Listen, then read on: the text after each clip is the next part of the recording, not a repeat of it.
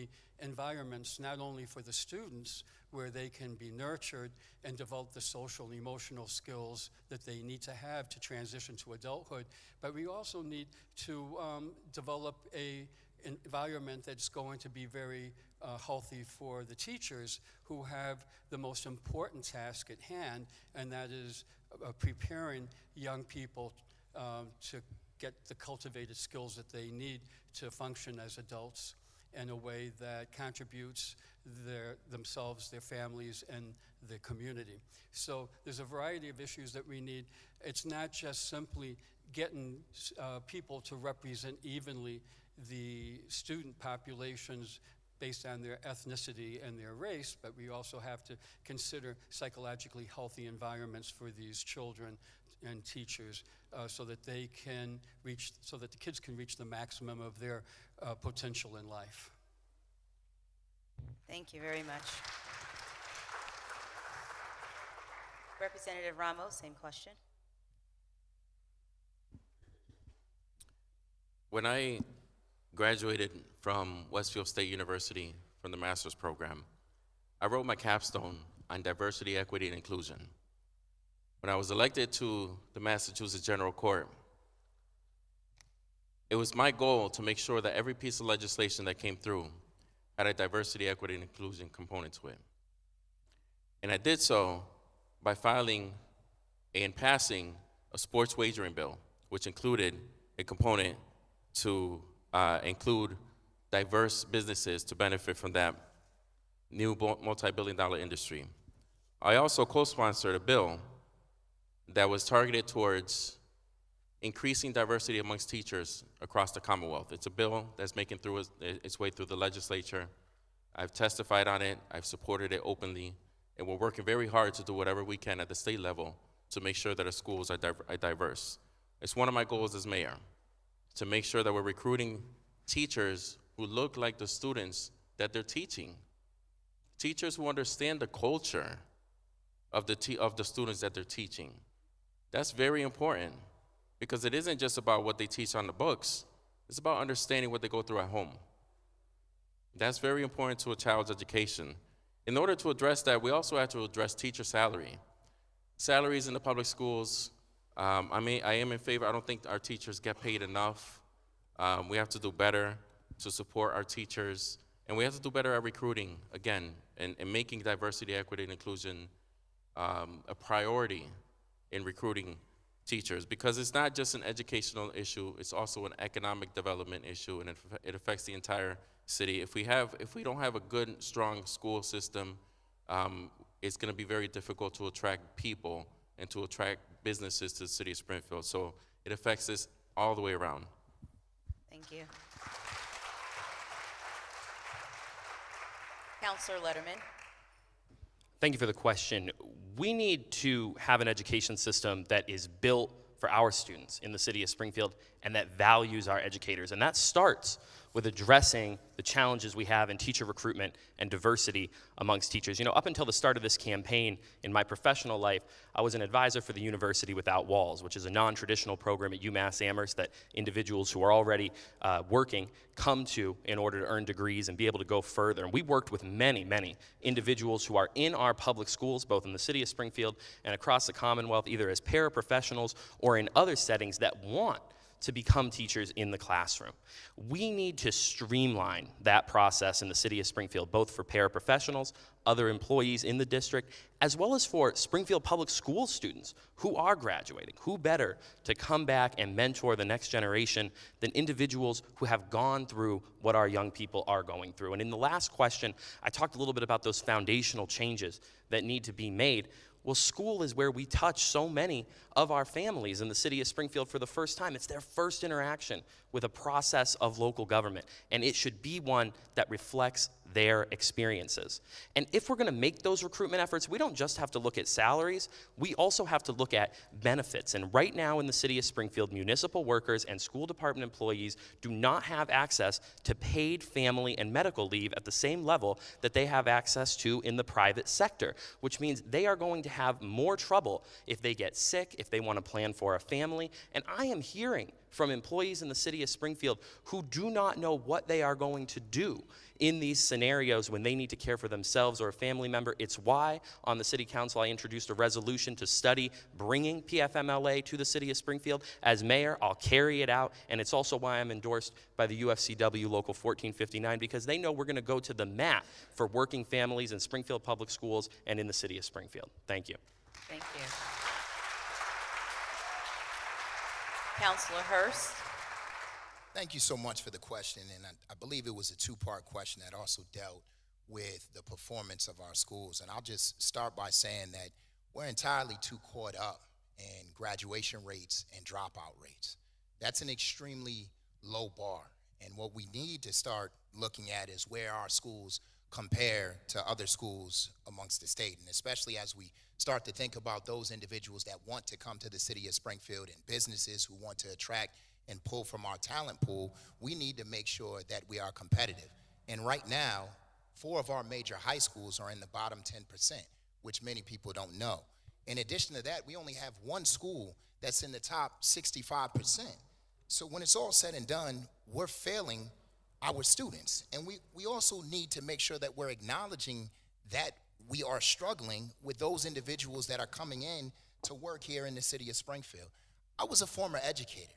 I know the impact that having a male of color had on my students in my classroom. I know, and not only just being a male of color, but also being a resident of the city of Springfield, because I knew when that particular student was acting up, I was going to see that particular individual. I got to get some extra time here. I was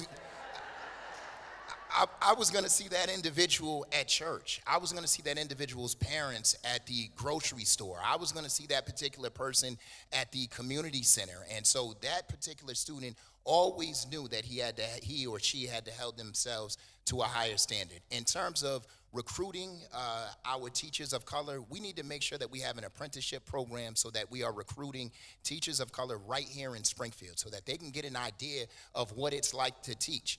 In addition to that, we need to retain the people that are here now. When I think about the administrators that we've lost over the years because they didn't have a pathway for upward mobility in the school system, we ought to be ashamed of ourselves. Thank you.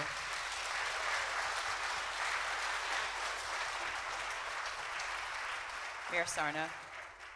Cultural competency is number one, no matter what creed, color, or background the teacher has.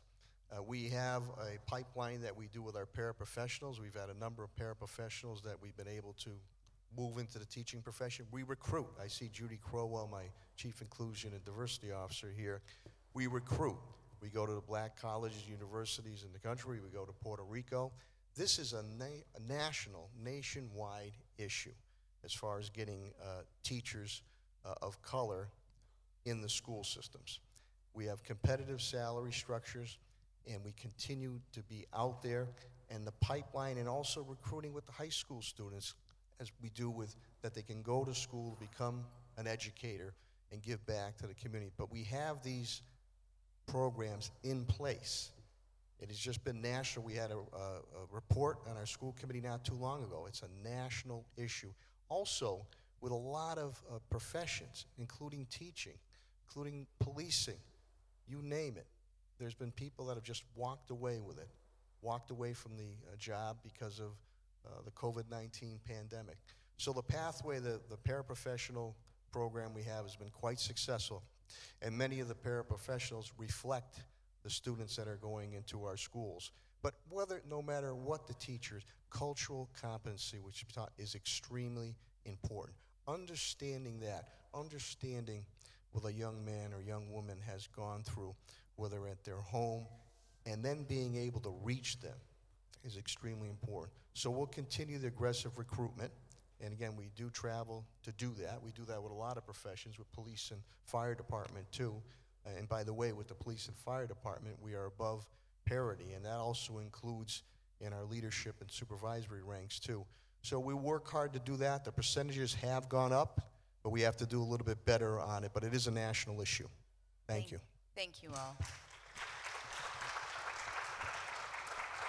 Thank you so much. Our next topic is policing. According to research conducted by Northeastern University School of Law in partnership with the New England Innocence Project, Boston had 2,100 officers, and Springfield has approximately 500 officers. Between that time period of 10 years, Boston paid $11.9 million, and Springfield paid out $11.4 million in police misconduct settlements. Again, the total cost to taxpayers of Boston was $11.9 million, and the total cost to Springfield taxpayers was $11.4 million. Beginning with Representative Ramos, the question is, what is your plan to ensure that police misconduct is no longer a financial burden to Springfield taxpayers, and that you will no longer tolerate abuse, violence, and misconduct perpetrated by any police officer in the department?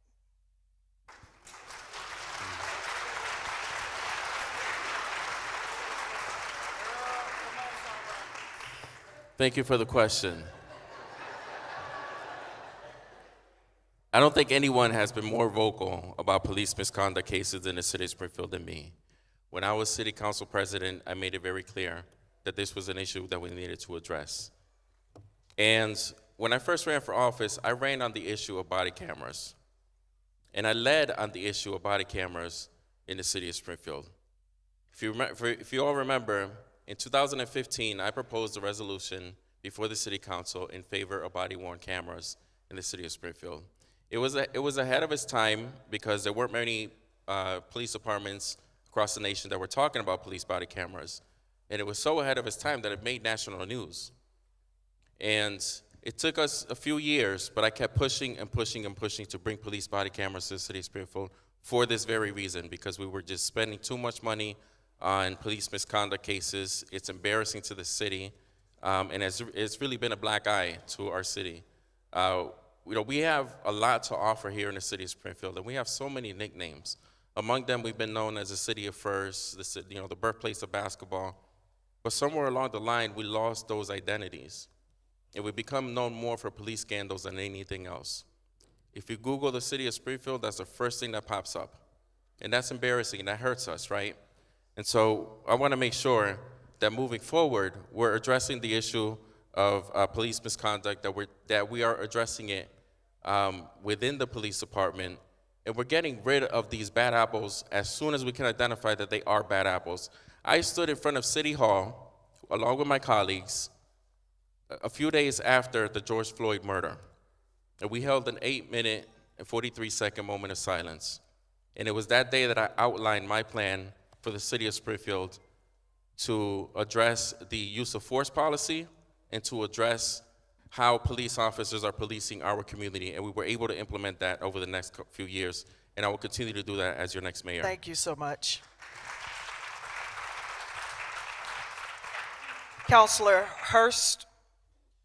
Thank you so much. I'm not so sure, Representative Ramos, that I agree with you in terms of you being the most vocal on police reform here in the city of Springfield. I don't think that anyone could argue reasonably that I have not been the most vocal when no one was speaking out on police reform, when no one had the courage to speak out on police reform.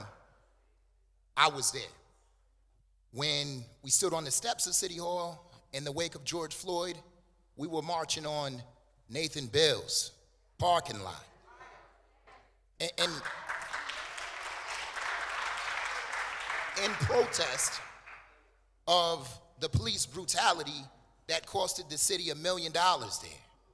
And that was the same time when folks thought we couldn't even do it peacefully, to the extent that they had the National Guard and a truck full of officers waiting to descend upon us as we were protesting peacefully to the brutality right here in the city of Springfield. And not one person that is on this table right now had the courage to go to Nathan Bell's because it was unpopular.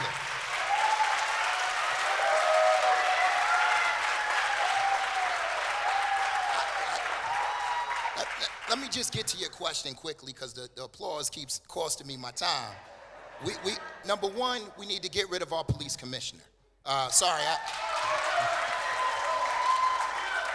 We need to conduct a national search for her replacement, and we need to make sure that we have a police chief that reflects the community. And in addition to that, we need to make sure that we have a police chief that lives in the city of Springfield. Gotta give me a few more seconds. We also need to implement the consent decree with fidelity and understand that the reason why we are in this position in the first place is because we're violating folks' constitutional rights. On top of that, we need to make sure that we empower the police commission to hold rogue officers accountable, which is something that we're not doing now.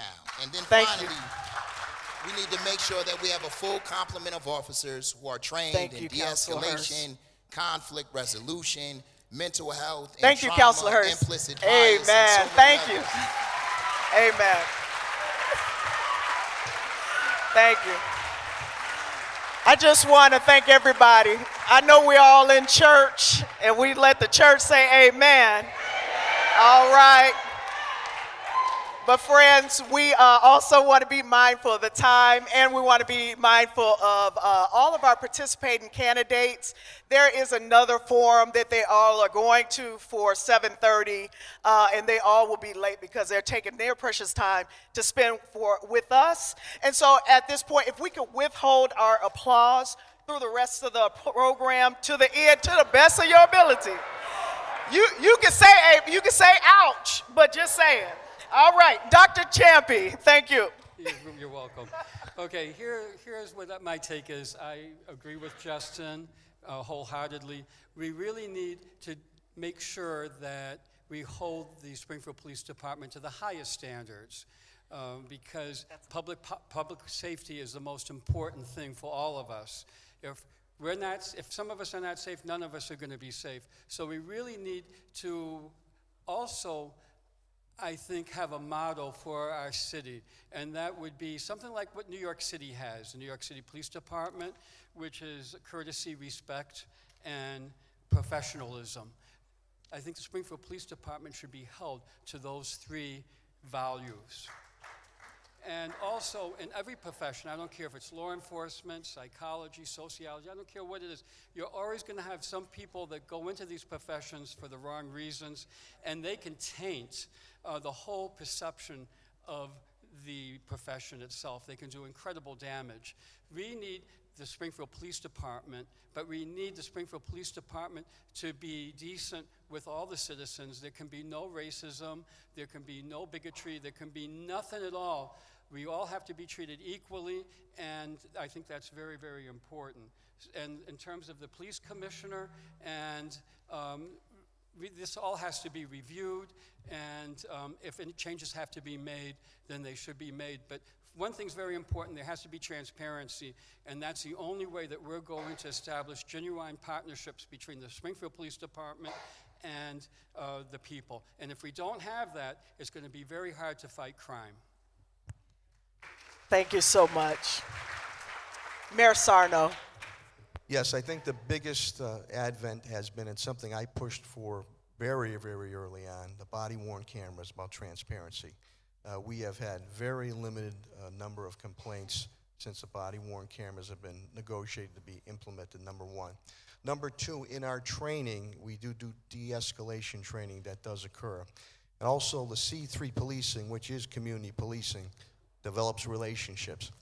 We have cops of all creed, colors, and backgrounds who perform heroic deeds every day, every day. No cop, and including myself, wants a bad cop. We have moved on those rogue cops. We have pursued prosecution on those rogue cops, and yet higher authorities, judicial authorities, or appeal or boards will overturn those processes that we're looking to do and have them reinstate. I think the biggest thing is when we do the academies, and at one time we used to have 1,200 to 1,400 individuals taking the exam. Now we have maybe 200 to 250 individuals taking that exam. I might start with an academy of 50, and it might dwindle down to 30, because if they're not showing that they can handle this situation, then we cut them loose at that point in time. But I think the body-worn cameras, which I pushed for many, many years to get implemented, adds a transparency. Also, we're doing professional leadership training. And you know who teaches that? Retired Chief Justice Rick Ireland, Babson College. I have him doing that course with our police officers there. We are officers of the rank over parity. You have 2 deputy chiefs of color. So the police department reflects our community. And also with the contract that I negotiated, residency is very, very important to have those officers here. Cultural competency. But when you look at the police department, it is at past full parity now. But body-worn cameras has been the key. Thank you so much, Mayor. Councilor Letterman, thank you so much. Can you repeat the original question, Absolutely. Pastor? Thank you. What is your plan to ensure that police misconduct is no longer a financial burden to Springfield taxpayers, and that you will not tolerate violence, abuse, or misconduct perpetrated by any police in the department? Thank you, Pastor. It starts with electing a mayor who will admit that we have a problem.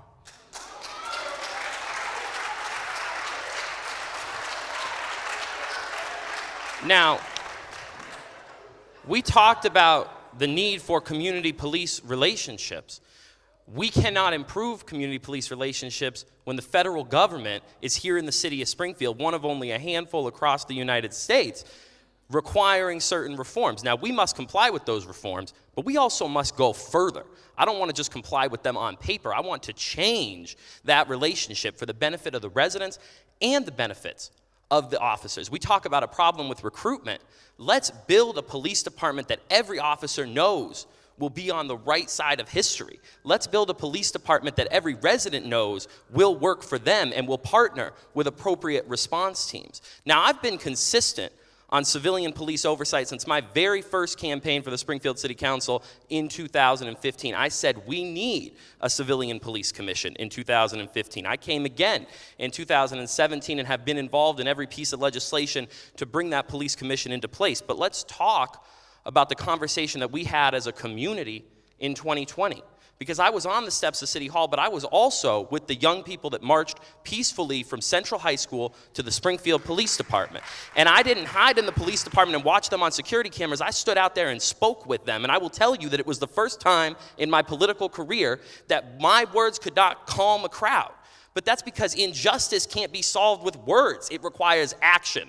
And I promised those young people that day that we would make a change in the city of Springfield, and I would do what was within my power, and it was shortly thereafter, Councilor Hurst, that I drove to your home, and I said, we have attorneys that will file the lawsuit to implement the police commission, and I don't care which one of us or who gets the credit. We're gonna go out there as a team, as a council, and we're gonna make sure that we follow the law. Now we need to implement it the way that it should be implemented and stop trying to take its power away. Thank you.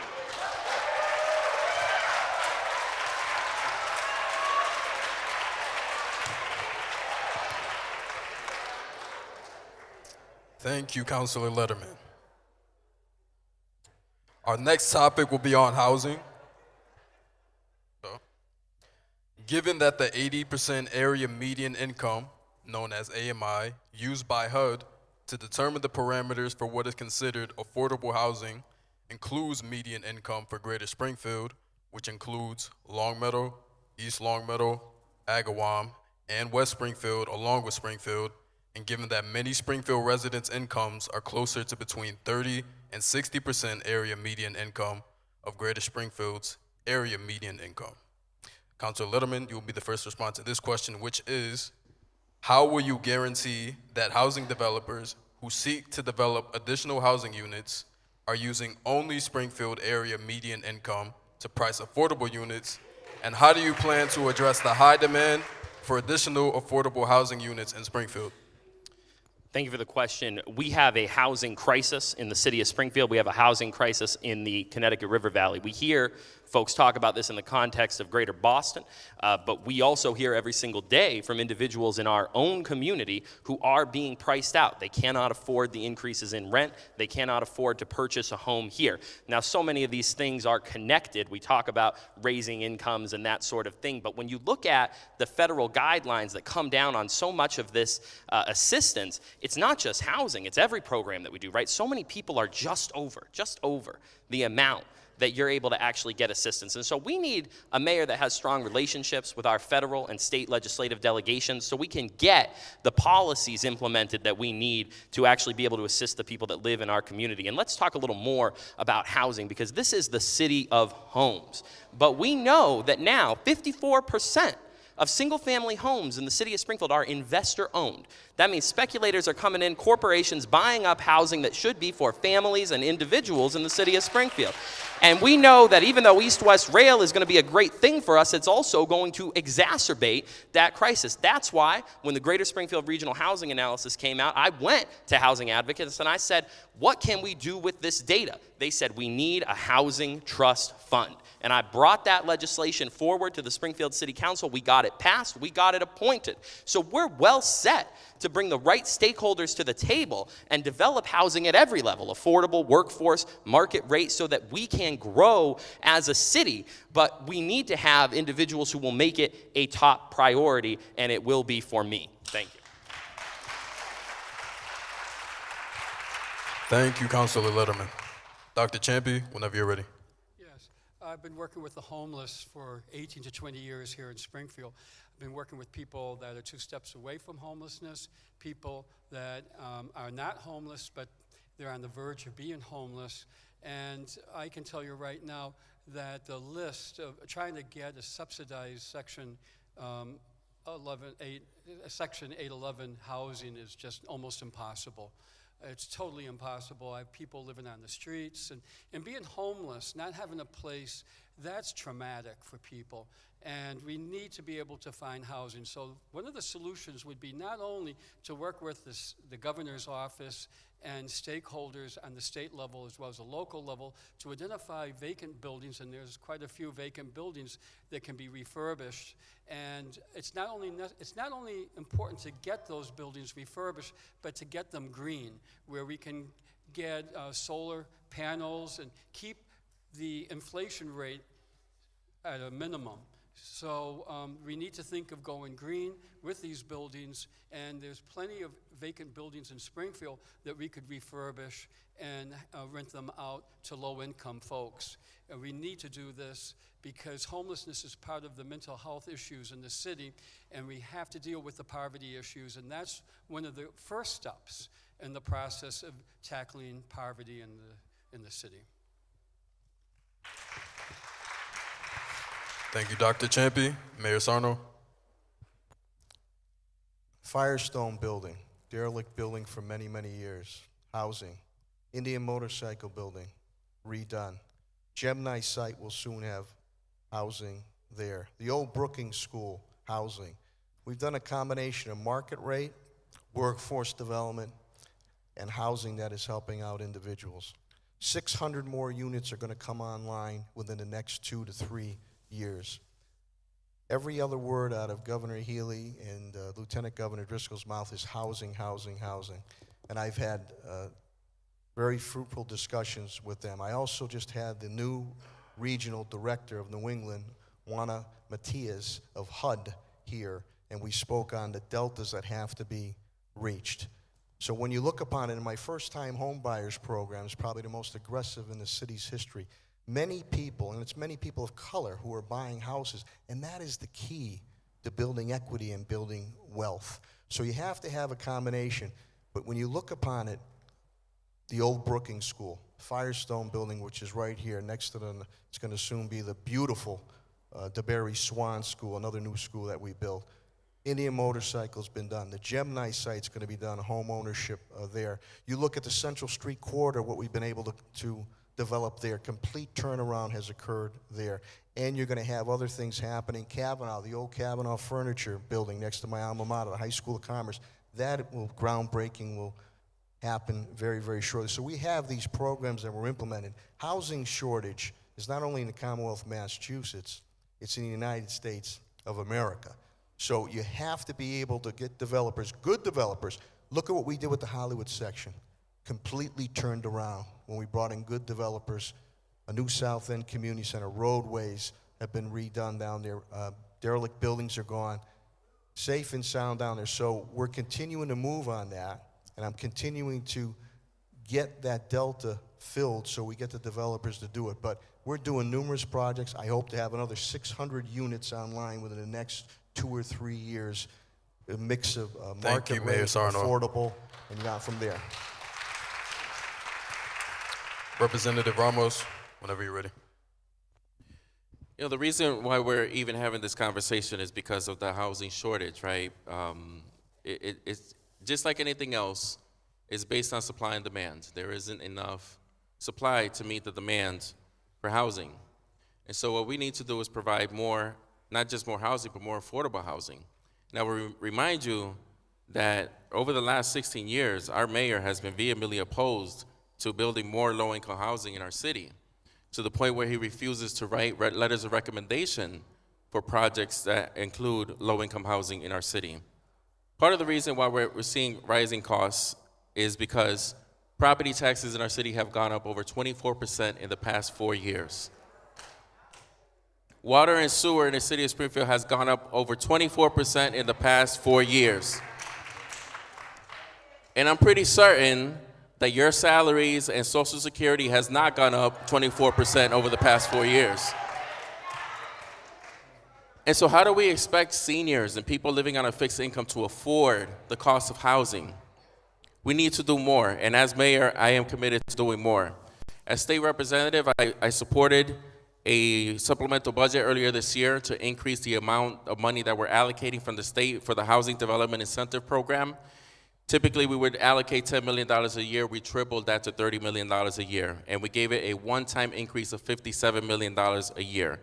What that means is that there are going to be developers coming to the city of Springfield asking the city council for HDIP credits, and the city council will have to approve those, and the next mayor will have to approve those. We need a mayor who is committed to telling these developers, you want an HDIP, you have to hire people from the community, you have to make sure that the rents are affordable to the people in our community. Otherwise, it's a no. And I can guarantee you, as the author of the HDIP ordinance, which has recommendations for hiring practices and hiring people from the city of Springfield, I will enforce that ordinance as your next mayor. Thank you. Thank you, Representative Ramos. Councilor Hurst. Thank you so much for the question, and I think Representative Ramos actually hit on a point that is extremely relevant when he talked about taxes, as they have increased 8 out of the last 8 straight years and are planning on going up again for the 9th straight year, which folks may or may not know yet. What we need to be focusing on is keeping people in their homes. And if we continue to raise taxes, we'll find a lot more folks that are homeless and on the streets than there are right now. In addition to that, we need to look at some of the things that we can do internally as a city to increase the housing stock that we already have and the housing stock that developers are building. It starts with a building commissioner that actually lives in the city of Springfield.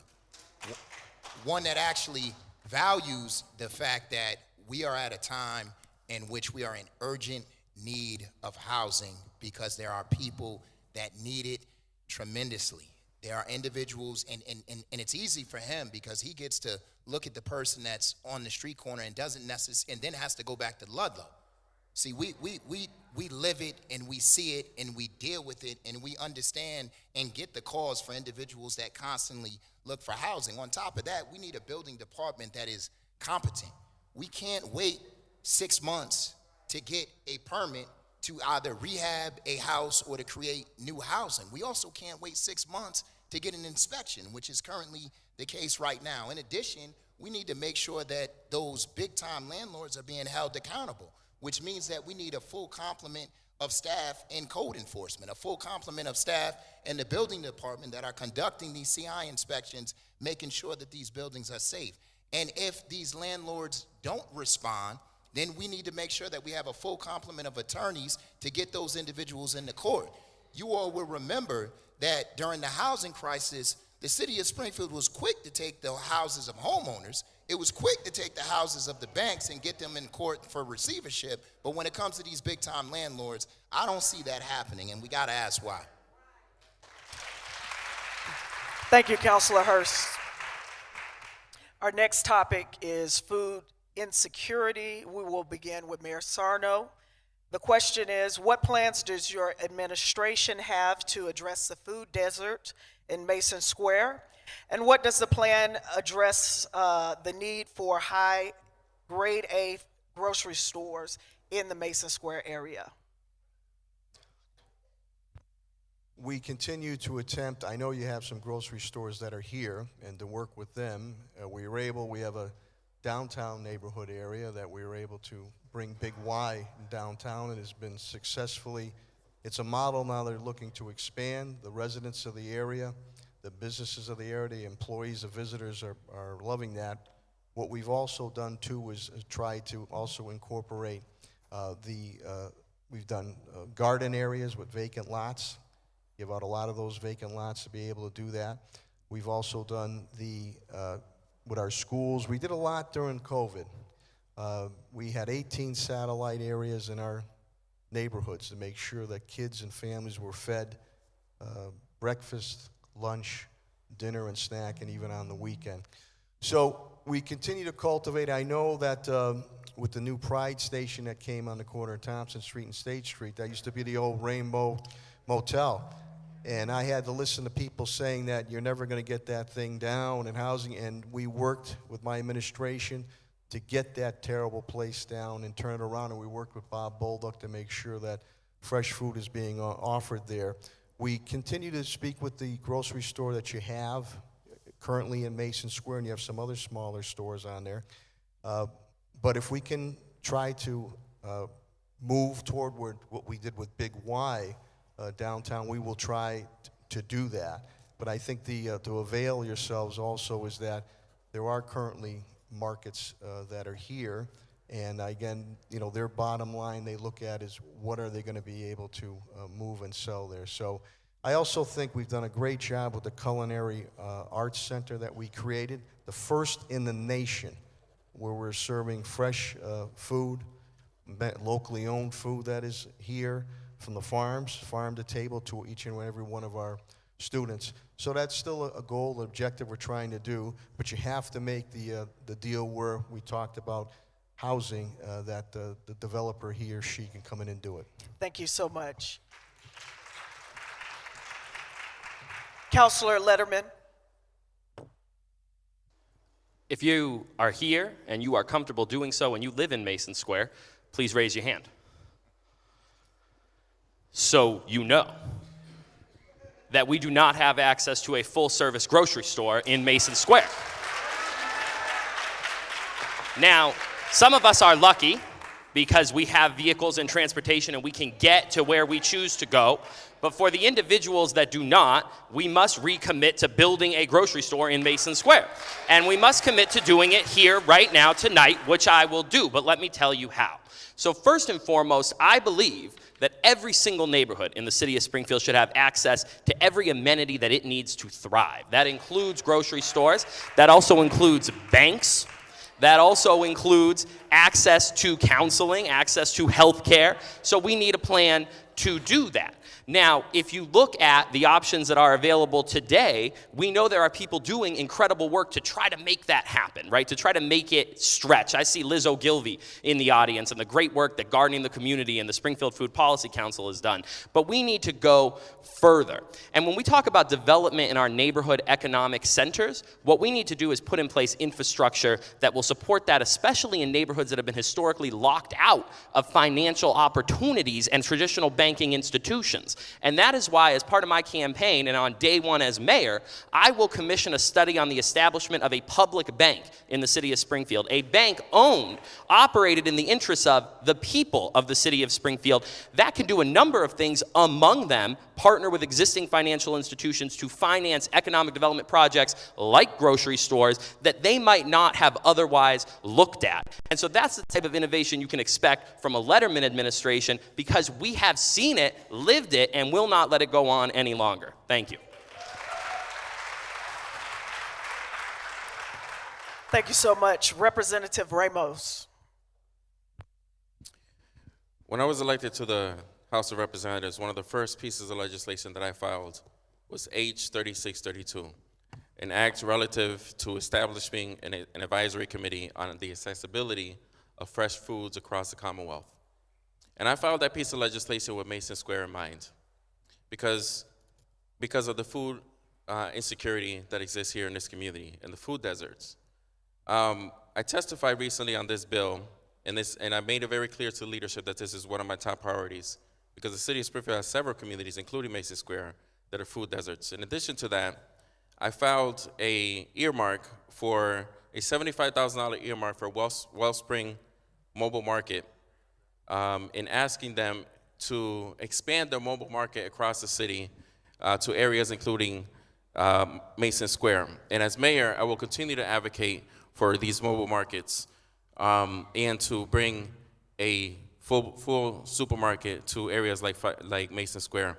Because this is not just a financial issue, it's not just an economic development issue, it's not just a matter of convenience. This is a public health issue that we're talking about. If you don't have access to fresh foods, it can lead to many health challenges. Studies have proven that over and over and over. And if our current mayor can give $1 million of ARPA money to Big Y to build a supermarket downtown,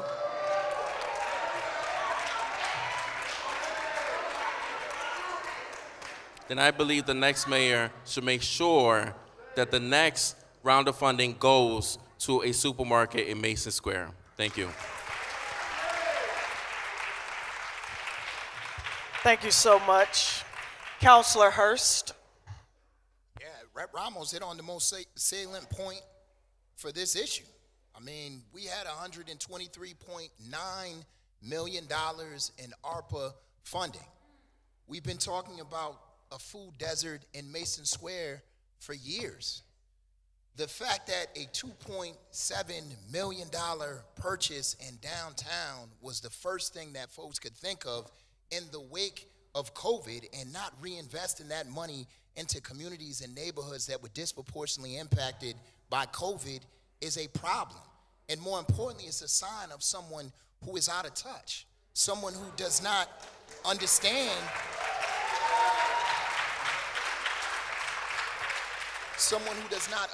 that these issues are real for people. And if at the very least, you are not going to put a full-service grocery store in Mason Square, don't tease the folks by giving Big Y $1 million to put one downtown.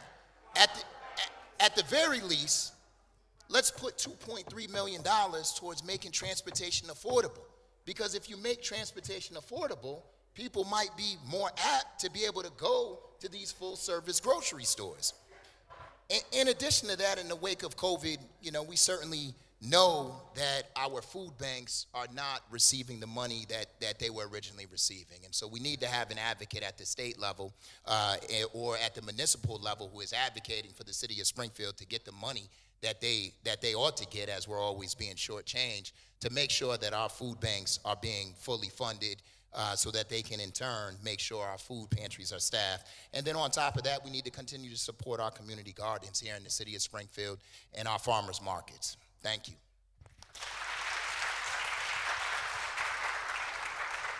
Thank you so much. Dr. Champy. Yes, I agree with what my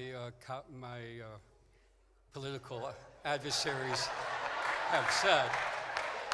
But when I was listening to everyone, I was thinking about this old saying that when I was learning culinary science from when I was working in New York City in a restaurant, I was working hand to hand with a culinary chef, and his saying was, good food is good life.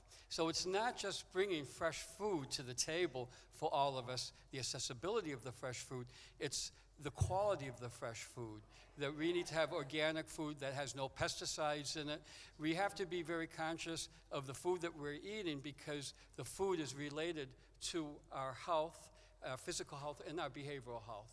So what we eat, how we eat it, and is really, really just as important as everything else. Everything's interconnected here.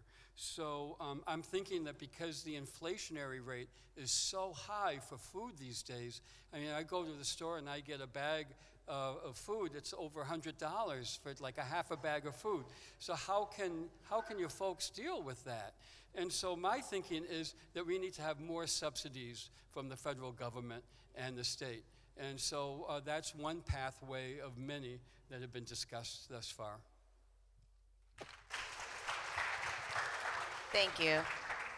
So we will close up tonight's forum with the topic of economic opportunity. We'll start with Councilor Hurst to start answering this question. What opportunities and community transformation would need to exist for people who are Black to thrive in Springfield? That's a tough one. No, I mean, there are a variety of different things that we can do. First of all, we need to start with ensuring that all of our young people have a first-class education here in the city of Springfield. And then secondly, we need to make sure that we address the crime issue, because the reality is you have businesses that are looking to move out of the city of Springfield as opposed to move in because folks are scared. On top of that, what we really need to do as it relates to economic development is realize that our small businesses are the heartbeat here in the city of Springfield. And so we need to make sure that we're investing in those small businesses, recognizing that they also are our biggest employer. And on top of that, those same individuals who are working at these small businesses oftentimes reinvest their money right there in the community.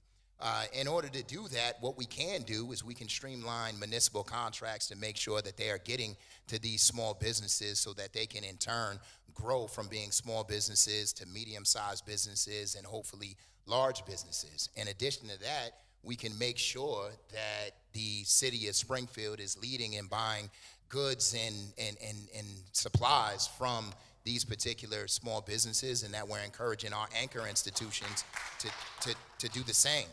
And then finally, what I would do as it relates to small businesses here in the city of Springfield is we have to build relationships. One of the reasons why a lot of our small businesses weren't able to benefit from the COVID money was the fact that they were hesitant because there wasn't a relationship built to have government come in and analyze their books to show them how they could get technical assistance and also access to capital.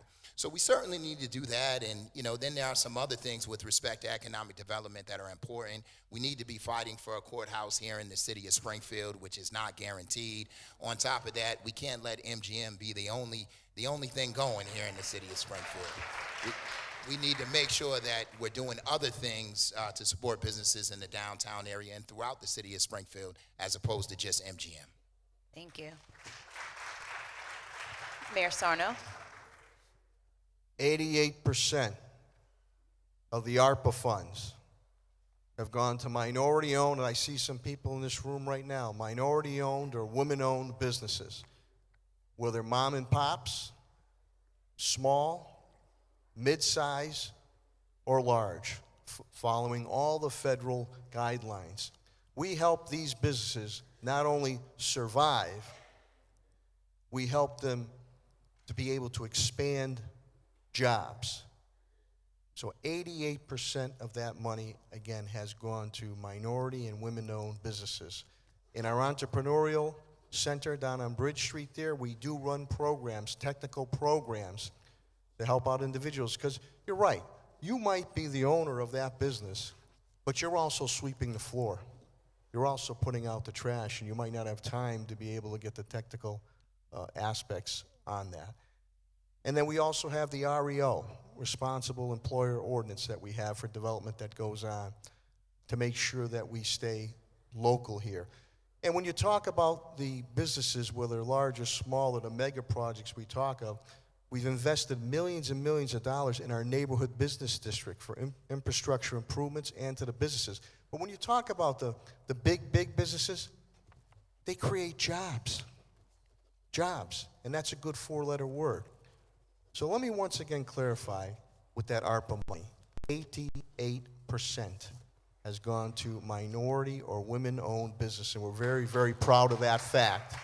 Nonprofits, which affect thousands and thousands of people and employ thousands and thousands of people, we've helped out. We've helped out individuals and families to the tune of $7 million. And also when people were struggling during COVID, $3 million given away funds. I gave it to them to pay their mortgages, help pay their taxes, help pay their rent, to keep them in their homes. So we're going to continue to do that.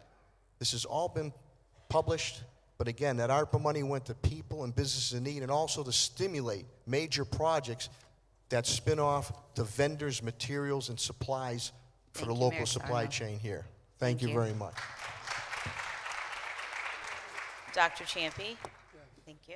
It's not where we're at, but where we're going that matters. This is what this campaign's all about. How are we going to improve quality of life, provide greater economic opportunities for the people in the city, particularly those that are struggling economically and socially? There's gaps in education. In my view, there are incredible gaps in education and public education, not only in Springfield, but around the country. What we need is to incorporate emotional, social, and civic education in the classrooms so that young children can transition to adulthood with the social skills necessary to be able to reach the maximum of their potential in life. That's the key. And education is the cornerstone to economic development. I look at it that way. What we need to do is we need new economic engines in the city. MGM's not enough. Okay, and the truth of the matter is it's very hard to get new businesses into the city with the demographics and the crime that we have here. So what we need to do is we need to think out of the box, and we need to think about opportunities like Carnival here, which has its cultural roots in Africa. And in Rio de Janeiro, it produces $750 million in just 1 month in the city of Rio de Janeiro for last year. We're not going to get that kind of money, but we can generate enough money and income to be able to reduce property taxes for the people that live here that are struggling economically because of inflation and a variety of other issues. So there's a variety of things that we can do, but we have to think out of the box, think about new ways of doing business. And everything's interconnected. We have to think about education and what kind of new generation, what kind of leaders do we want in 20, 30 years from now? I think we want people that have social skills that respect each other regardless of racial difference or cultural difference. We need to all come together and embrace cultural diversity and racial diversity because that's what's going to make us stronger. Thank you. Councilor Letterman. We need to turn our attention when it comes to economic development away from extractive industries that take money out of our community. And we need to focus on organizations, industry, and businesses that are going to build wealth for the people that already live here in the city of Springfield, the people that have been investing in the city of Springfield for so long. So day one as mayor, Jesse Letterman commissions a study on emerging industry across the United States. Now, I'll take a step back, because my colleagues will attest to you, I can be a little bit of a policy wonk, and I get that. So people are like, why is this guy up here saying he's going to commission all these studies? When I act, I like to act with intention, especially when it comes to our work in government. And so we need to figure out, what are the emerging industries in the United States, and how can we attract them to the city of Springfield to set up shop? Better yet, how can we provide the education and the training to individuals in our community to get in on the ground floor of that and build it in the city of Springfield, build something that will build wealth for their families and for their community. And so that's step one. Now, my economic development director will not sit at a desk at Tapley Street. My economic development director will be the chief salesperson of the city of Springfield. They will be traveling our community, our commonwealth, and our nation to sell the city of Springfield and the benefits that we do have here, because we have a lot going for us in the city of Springfield. But let's figure out how to market that. Let's figure out how to bring people here that are actually going to build wealth in our communities. And you know, it also starts with making sure that we are enforcing our own policies that have been put in place legislatively to try to make some of this happen already. The REO was mentioned, but we know there was a building that was just completed in the city of Springfield, and unfortunately, it did not hit that required mark of residents in the city of Springfield. So we have to be stepping up earlier to stop that from happening. And furthermore, there was a contractor brought up on charges by the Attorney General relative to their disrespect of workers' rights on a municipal project recently as well. So we can go further, and as mayor, we will do it together. Thank you. Thank you very much. Representative Ramos. I think that Mayor Sarno has been a good mayor for downtown Springfield. but he forgets that we have 16 other neighborhoods in the city of Springfield.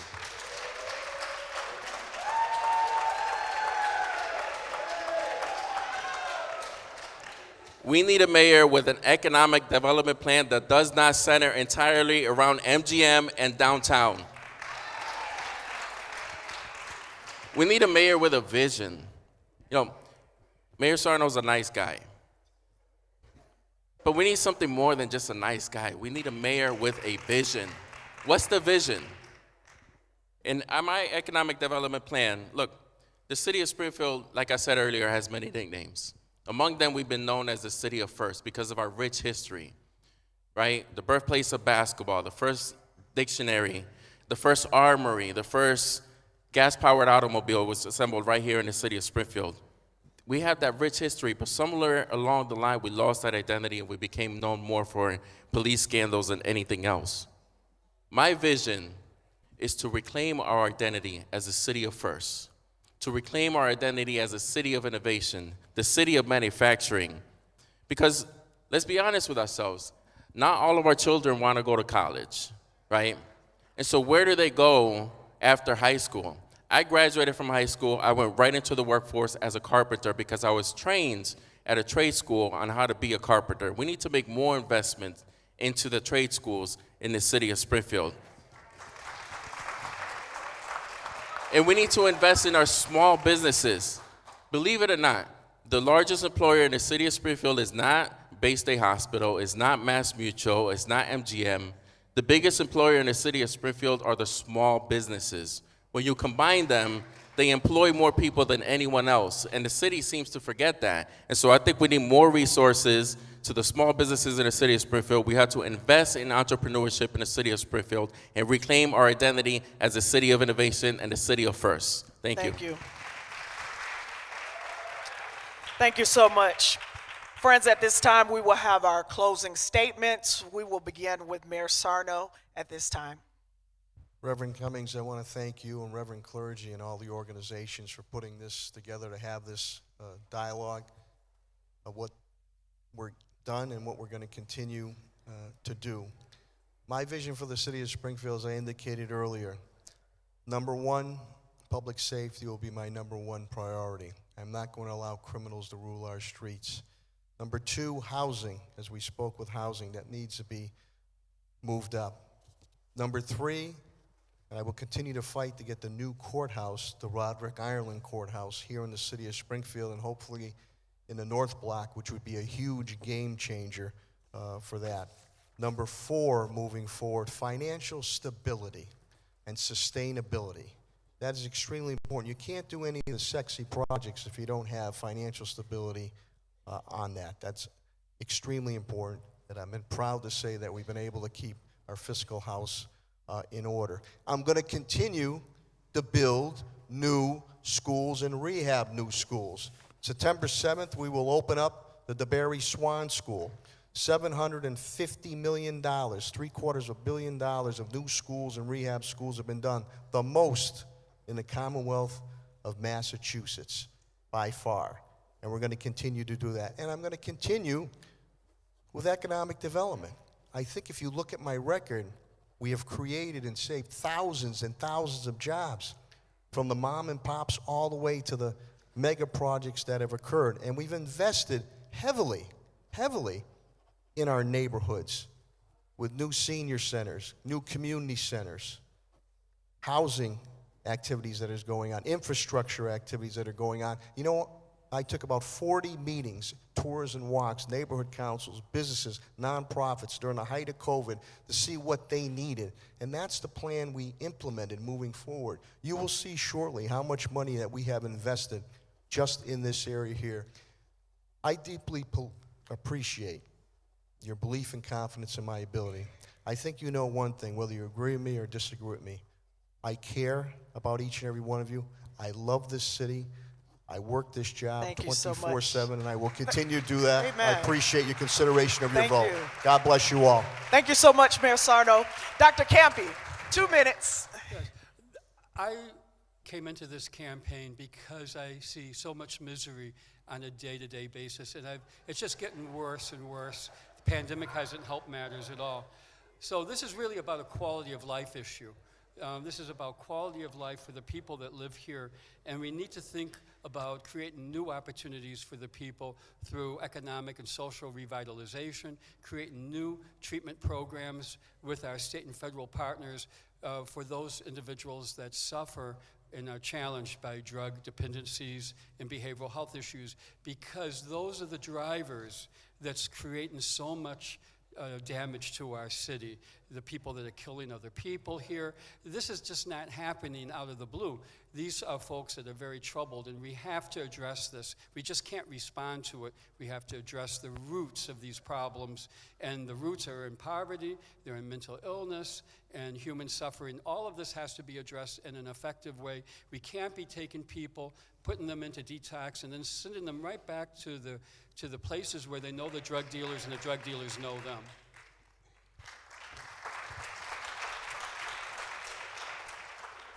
Thank you so much, Representative Ramos. Hello? Can you hear me? Testing, there we go. I love our city, just like all of you. And I have no doubt that the 4 other individuals up here with me love our city as well. Look, I'm not a politician. I may be a state legislator, I may be a lawmaker, but I'm not a politician. I'm just a kid from the projects who was raised by a single mother who worked as a cashier at Walmart. I'm just a single dad who joined the Carpenters Union for better wages and benefits to provide for my daughter. My sister recently reminded me of a conversation that we had the first time that I told her that I was even thinking about running for office. And she asked me, she said, "Why do you want to be a politician?" And she said, "Do you remember what you told me?" I said, "No, that was 14 years ago. I don't remember what I told you yesterday." And she said, "You looked at me and you said, I don't want to be a politician. I want to be a public servant." And that's exactly how I feel today. I'm a public servant, and that's the type of mayor that I will be. I am here to serve the community where I was born and raised, the community that I love, the community with so much potential that is not being realized because we need a mayor with a vision. And I hope and I humbly ask that you vote for me on September 12th so that we can move our city of Springfield forward. Thank you.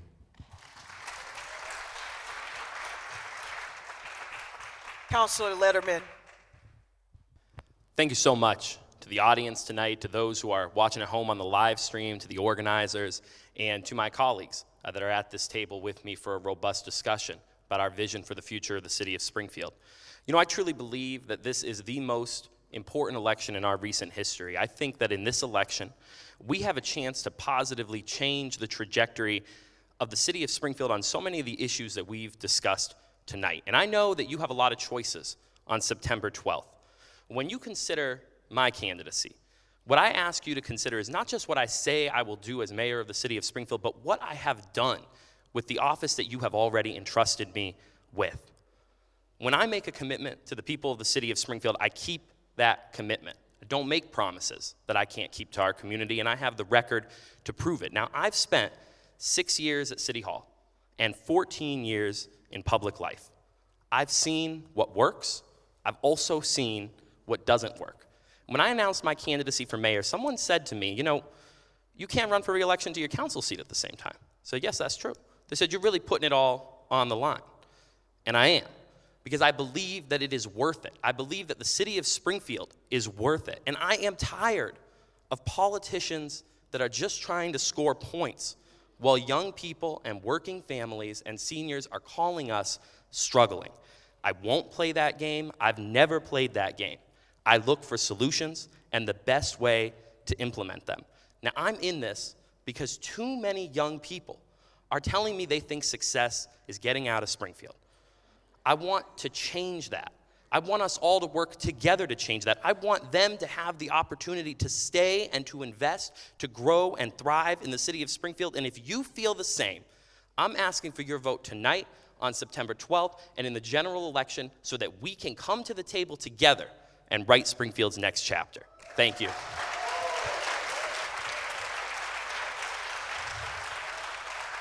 Thank you. Counselor Hurst. Thank you, Pastor. Thank you to the moderators. Thank you to the hosts. Thank you for all of you for showing up. I'm running for mayor because we need to ensure a first-class education for all of our children. I'm running for mayor because we need to have a police commission that is empowered to act free and independent and has all of the powers that they need to hold officers accountable. I'm running for mayor of Springfield because we need to make sure that municipal contracts go to small businesses here in the city of Springfield. I'm running for mayor of Springfield because we need to ensure that the residency laws on the books are enforced so that millions of dollars are not going outside of the city on a yearly basis. I'm running for mayor of Springfield because we need to make sure that our returning citizens have the job skills to be successful when they come out and have the vocational skills to be successful when they return back to society. I'm running for mayor of Springfield because we don't need to just talk about building a state-of-the-art sports complex for our young people, but we actually need to build it. I'm running for mayor of Springfield because we need a comprehensive plan to address gun violence here in the city of Springfield, which we currently don't have right now. I'm running for mayor of Springfield because we need to have pride in our city. We need to make sure that our parks are clean and our terraces are groomed. I'm running for mayor of Springfield because we need someone who is going to work to reduce the taxes here in this city. I'm running for mayor of Springfield because we need to eliminate the trash fee once and for all. I'm running for mayor of Springfield because we need to reimagine a 21st century Springfield that is inclusive of all of us. We need to reinvest in honesty and transparency in government, and we need to make sure that we are doing everything in our power to ensure that the city of Springfield is reaching its optimum level. Thank you.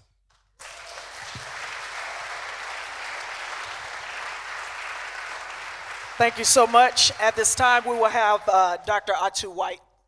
Let's give the moderators a hand tonight. Thank you so much, Reverend Catherine Cummins, Dina Cooper, and Lazine Swan. And I believe this is the first time all 5 of you have shared a stage together. Amen. Thank you to all the participants. I want to report to you that Springfield is a beautiful place with beautiful residents. And we're at capacity in this room and in overflow. And with over 300 people online, over 700 residents have participated in this forum. Let's give yourselves a hand. We care about this great city and what's transpiring and happening. Please provide some feedback. There's a QR code that's on the screen. We ask that you provide some feedback. You can snap it and respond so that at our next forum, we can make tweaks and changes that will make everything better. Also, I want to thank all of the sponsors for tonight's forum: the Pastors Council of Greater Springfield, the NAACP, Pioneer Valley Project, Delta Sigma Theta Sorority Incorporated, and the Springfield Divine Nine Council. Let's give them a hand for convening us this evening. Also want to thank the great folks at Mount Zion Baptist Church for your warm hospitality. Thank you, guys. Thank you so much. And for those who are not registered to vote, there is a voter registration table in the lobby. So please register to vote before leaving.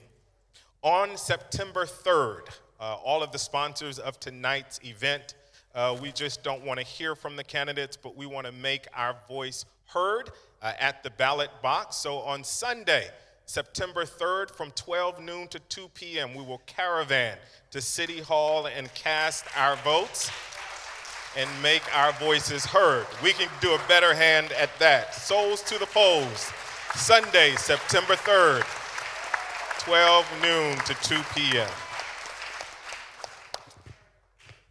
Let's receive the benediction. Thank you again, gentlemen, for coming. Let's receive God's blessings over our lives. The Lord bless and keep you. The Lord cause his face to shine upon you. The Lord be gracious unto you. The Lord show you his favor and give you his peace. both now and forevermore. And we say together, amen.